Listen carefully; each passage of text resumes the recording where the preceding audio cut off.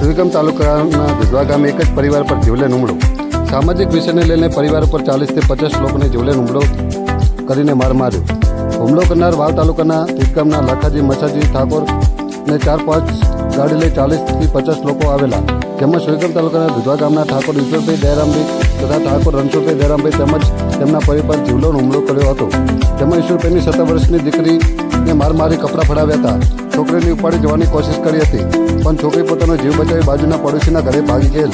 તેમજ ઈશ્વરભાઈના ધોકા ગધેડા પાટું વડે ઢોર મારેલ અને રણછોડભાઈને પણ ધોકા મારેલ.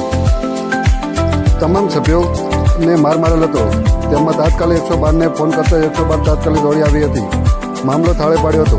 જોકે 40 થી 50 લોકોને લાવી હુમલો કરનાર વ્યક્તિને આ પરિવારને જાનથી મારી નાખવાની ધમકી આપી હતી, જેને લઈને પરિવાર અને પોલીસનો સહારો લીધો હતો.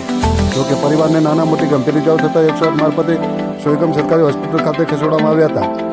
ઈશ્વરભાઈની દીકરી જમણા પગે ફ્રેક્ચર થયું હોવાથી આગળ રિપેર કરી હતી. જોકે આ બાબતે સુઈગામ પોલીસ ગુનો નોંધી વધુ તપાસ હાથ ધરી છે. અહેવાલ પ્રવીણ ઠાકોર, સુઈગામ, બાબર.